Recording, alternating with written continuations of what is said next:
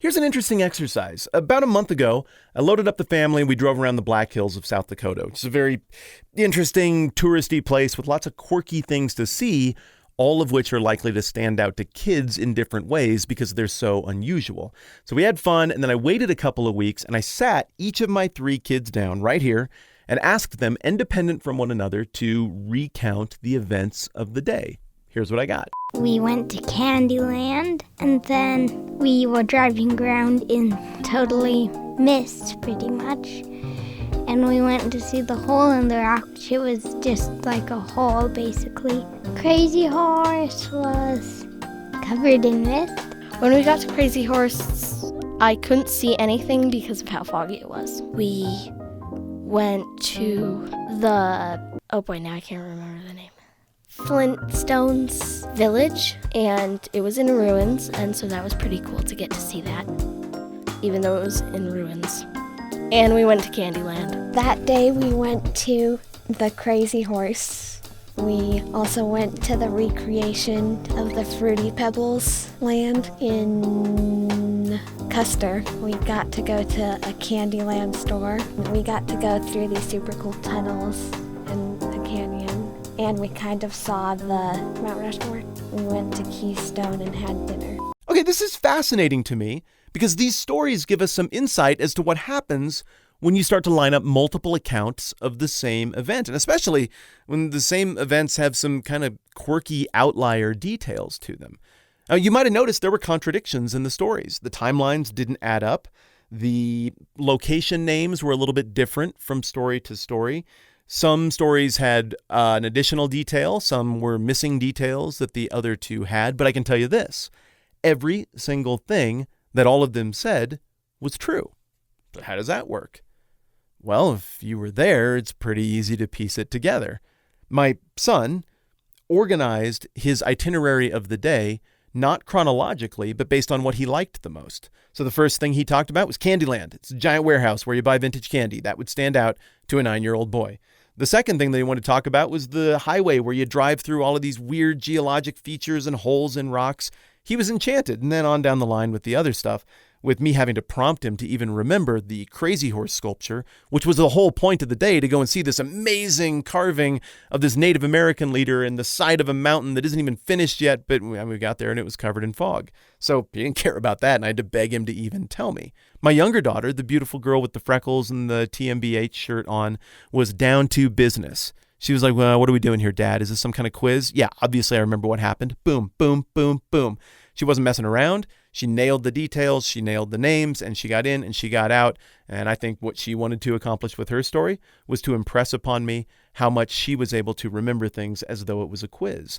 My oldest daughter, the beautiful girl with the glasses and the friendly smile, was so careful. She took the longest. I edited it down a little bit for you. But her motivation in telling the story was clearly to make sure that I knew that she appreciated that I planned a special day for us and that we had fun. So she didn't want to miss anything. So she would sit here and labor and try to remember exactly what happened. And when she talked about our visit to the ruins of the Flintstone village, there was an old theme park that I went to as a kid. Now it's almost all bulldozed, but I took them there and we explored. She doesn't know who the Flintstones are, but she's had Fruity Pebbles, so she called it the Fruity Pebbles Village. Well, is she wrong? No, it's just the name that would make sense in her world and her context for what that was. So all of the apparent contradictions are not only entirely reconcilable, they all really make sense given who was saying it and what their motivation was in relaying the story. I'm sure you see where this is going. 10 minutes, Bible in the names, Bible hour, talking about the Bible and stuff. There are 4 accounts of Jesus in the New Testament. They're called the Gospels: Matthew, Mark, Luke, John. The symbols associated with them are an angel, or it's a winged man with Matthew, a lion or winged lion. I didn't have one with wings for Mark. An ox, I didn't have that either, so we got a fluffy moose for Luke, and then an eagle that's rising, and all I had was falco. So you get the idea. This is a reference to Ezekiel 1 and Revelation 4. The 4 gospel authors are characterized this way. All of that to say, these are 4 different people with 4 different symbols and 4 different histories and 4 different motivations for writing their story. And as a result, well, surprise, there are some apparent contradictions. So In this video, we're going to talk about why the Gospels don't always seem to line up exactly, how much that is reconcilable, and maybe what we do with the stuff that, frankly, we just aren't totally sure about how to reconcile. I'm Matt. This is a 10-Minute Bible Hour. Here we go. The first cause I want to talk about of some of these apparent contradictions between the Gospel accounts is simply that of linguistics. This was a weird time and place that all of this was going down because you got an intersection of 3 continents where all of this is happening, and you have an intersection of like maybe 4 languages. You got Greek at this time, which would have been the trade language for the last few hundred years, came with Alexander the Great. Then you got Latin that came with the Romans. This would be the governmental official documentation language. Then you've got Aramaic, which would be the ethnic language of the Jewish people, not Hebrew. It's closely related to Hebrew, but it's a little bit different, and more of a classical Hebrew might have been what was used in religious ceremonies at the temple, synagogue, stuff like that. So we know that the Gospels were initially circulated in Greek, although there is a tradition that holds that the earliest forms of Matthew may have been written in Aramaic and then quickly translated to Greek. But here's the thing. I'm not an expert at Latin or Greek or Hebrew or Aramaic, but I have studied all of them in school. I think my kids are better at Latin now than I am. But I know them well enough to be able to say that the guts of these languages are really very different.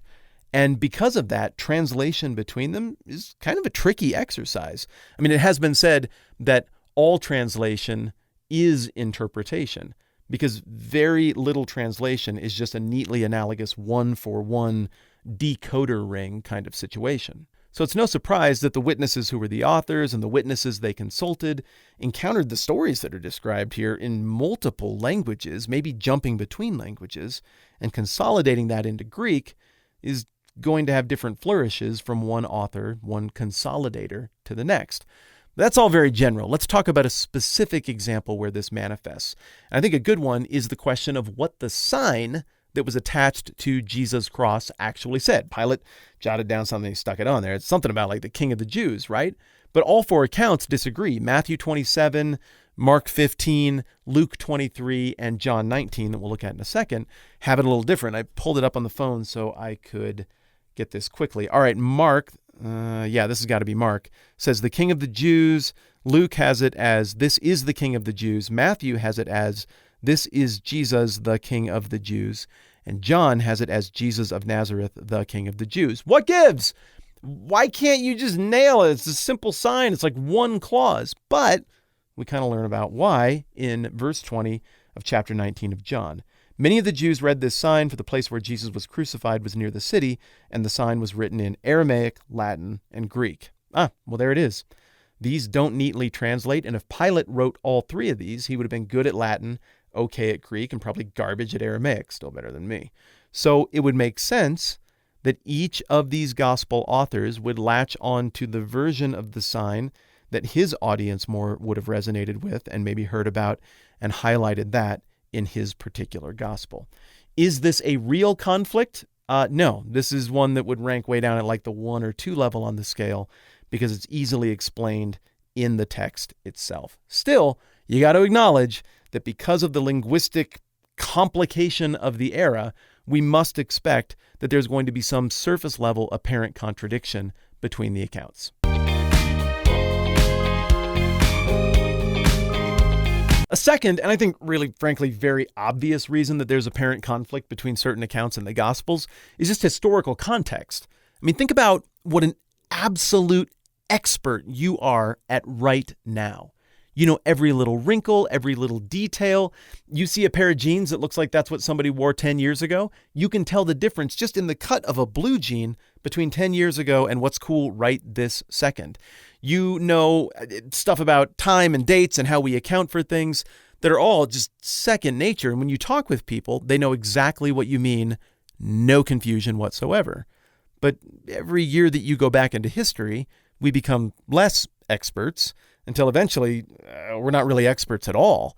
And so some of this stuff that we're reading about is analogous to how we do things now. And sure, we get it. It's intuitive. But some of it, there's little wrinkles that we don't catch. And the classic example of this is the one about the time of the crucifixion. It looks like we got a Bible crisis because in Mark, Jesus is being crucified at what he calls the 3rd hour, But over in John, Jesus is still on trial at the 6th hour. It's really, really simple. The synoptic gospels all operate on the Eastern Mediterranean rendering of hours of the day, which worked more from like a daylight hour situation where you would distribute the amount of hours evenly into, I think it was 12, over the course of the daylight hours. So this would change over the course of the year. And then you would render your hours like that based on daylight. The Latin rendering, which is what John is clearly using, writing in Ephesus, a Latin capital in what would be modern-day Turkey, well, that's rendered more like we do it, kind of midnight-ish to midnight-ish. Original audience, they would have been like, oh, well, this one is on Latin time, this one is on Eastern Mediterranean time, if they even knew the difference between the two or cared. The controversy only manifests itself as we move further away from that historical reality and forget that would have been something people had to account for. So there would not have been an apparent conflict in the minds of the original audience, in the same way that there would be no apparent conflict in the minds of my kids between saying Flintstones Village or Fruity Pebbles Village.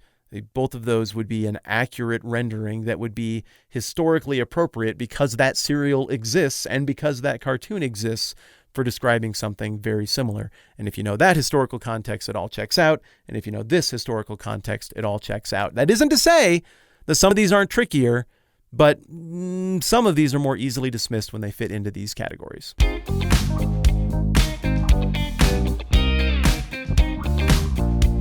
A third thing that causes some of these apparent contradictions between the Gospels is the nature of the historical style embraced by the Gospel author. They don't all write the same way. They're not all employing the same organizational technique. Now, they're all trying to advance a theme. We talked about that in the last Nuts and Bolts of the Bible video on the Gospels. They all are writing to a different audience. They're trying to accomplish, the same thing, like Jesus is important and good and God is real and you should believe in this stuff. But they're doing it in different ways and they're highlighting different elements. So in doing so, it benefits some of the authors to clearly go with the chronology. Luke seems pretty interested in that. He might do a little bit of chronological rearranging to illustrate a point. Mark seems very committed, like my middle daughter, to just right through the story. Whereas Matthew is pretty chronological at times, but also seems willing to pull stories out of space chronologically to load up 4 or 5 things in one sequence to say, like, look, these 4 or 5 stories all together make this point, and it doesn't really work as well when you stretch them all out because the reader might not notice it. Whereas John, he's like my son, just I'm going to order it in the way that I want to order it to illustrate the points the way I want to illustrate it. He's not writing in a style that would have been slavishly chronological, and no one at the time would have been like, hey, that's not how you tell a story. This is an outrage. You're a fraud. They would have understood that this is one way to do it and this is another way to do it. And we have external examples of all these different styles that are contemporary to the Gospels. So my son organized his story from what I liked most to what I liked least. And again, John does the same kind of thing. So we have an apparent conflict over the question of Jesus wrecking the temple because he found the money changers and everybody in there, right? So the synoptic Gospels, Matthew, Mark, Luke, all put that toward the end of his life. But John gives us an additional account of that very early in his life. John chapter 2, I think, where Jesus busts in there and destroys everything. Well, how did he get down there? What was Jesus' itinerary? The other Gospels seem to have him up in the north most of the time. So a couple things are possible here. It could be that John is including a detail that the other Gospel writers didn't, and that being that Jesus actually cleansed the temple twice. If he did it once, maybe he'd want to do that again. Could be. It could be that he just ripped it chronologically out of space and was like, nope, this illustrates my theological point right up here at the front way better. So I'm just going to move it here. I'm moving other things around all over the place. Maybe this works okay. The third possibility is that he's employing a technique that I think is called a doublet, where you tell the same story 2 times in 2 different places in a larger account to bookend something, so that it starts with this concept that Jesus, the temple is his Father's home, and that he has the authority to judge and to forgive, and it ends with the same kind of authority being demonstrated, and everything in between helps to illustrate the point. Could be. What I can say is this: in all of these situations, the theme and the point and what is accomplished is the same.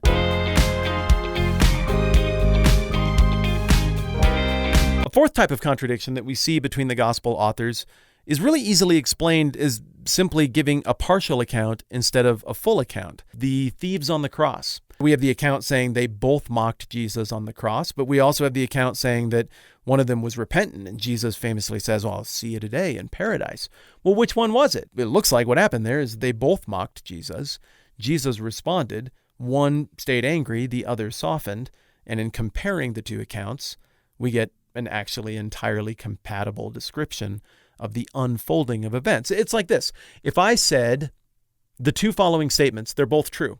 Statement number 1, George W. Bush was an enormously popular American president in the early 21st century. Statement number 2, George W. Bush was an enormously unpopular president in the early 21st century. Somebody 2,000 years from now could be like, that guy's a fraud. Those two things can't both be true, except they can both be true, and it's just common sense.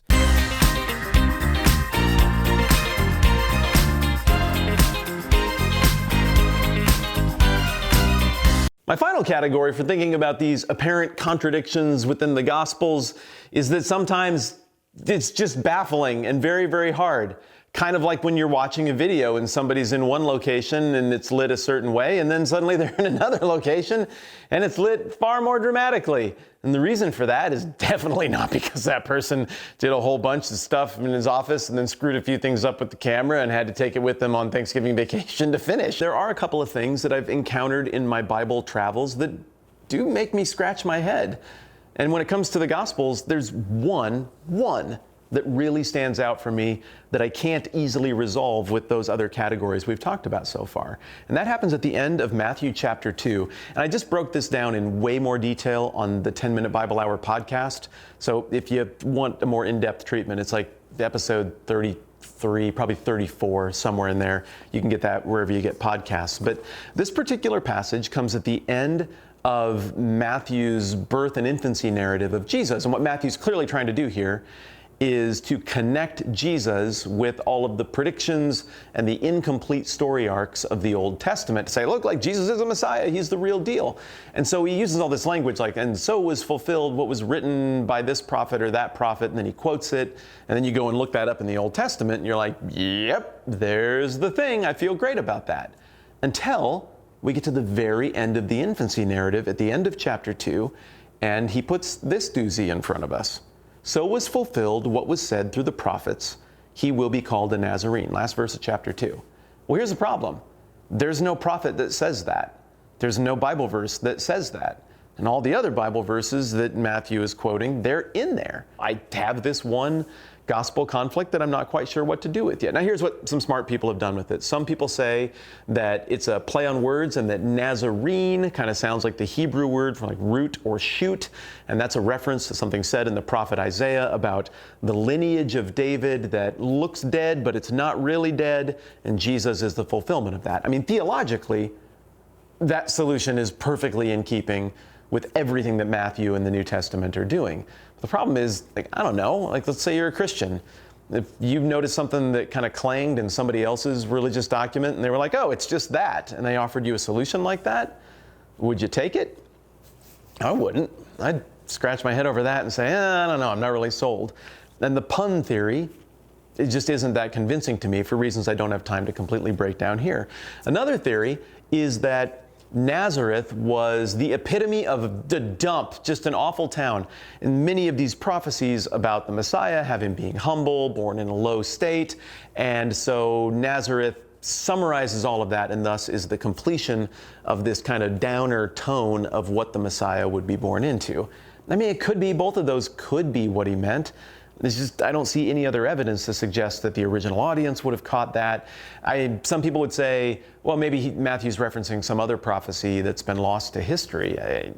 Maybe, but at that point you're kind of messing with the whole idea of the canon of the Old Testament. And plus, we have tons of extra biblical stuff. Why doesn't it appear in any of that? No, just Nazareth, the Nazarene, it's not in the Old Testament. He's drawing on the Old Testament everywhere else. And you know what? I don't get it.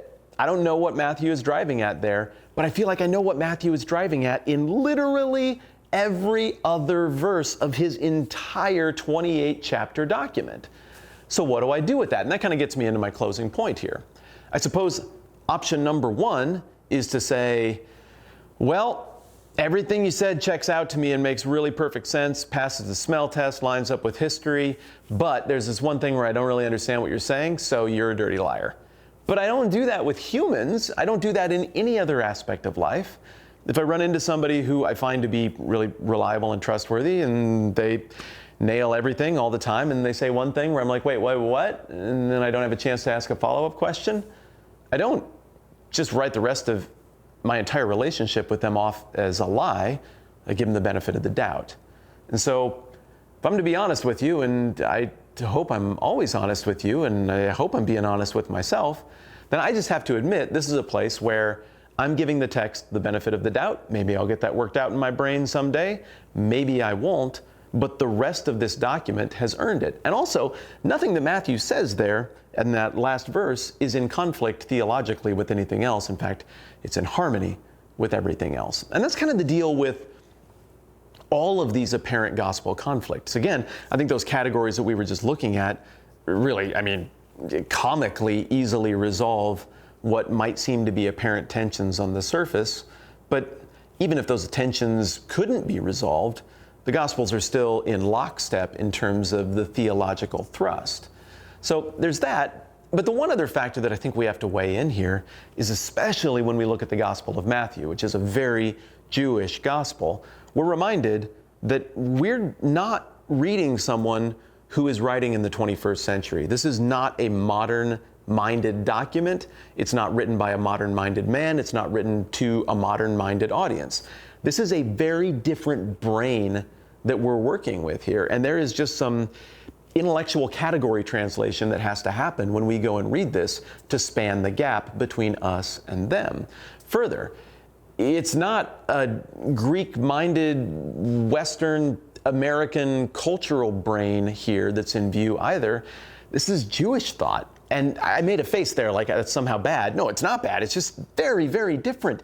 It's not linear like we do linear thought. It's more rooted in story and the completion of story. And again, Matthew really illustrates a lot of that in the way he does things.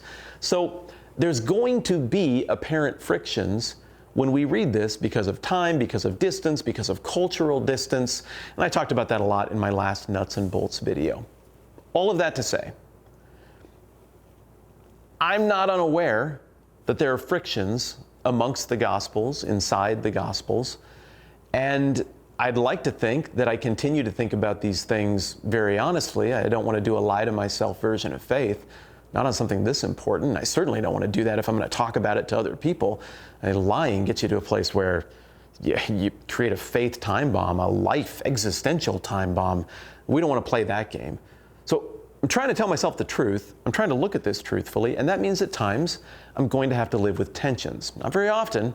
Overwhelmingly, it's amazing how easy this goes down. But I'm choosing to be at peace with those one or two places where I feel those tensions, trusting in the larger reliability as I've got to know this document, and I know not everybody agrees with me on this, and the God who I think is behind the document. If you got more questions, you want to kick this one around, this might be a fun one to bounce back and forth a little bit more than usual in the comment section.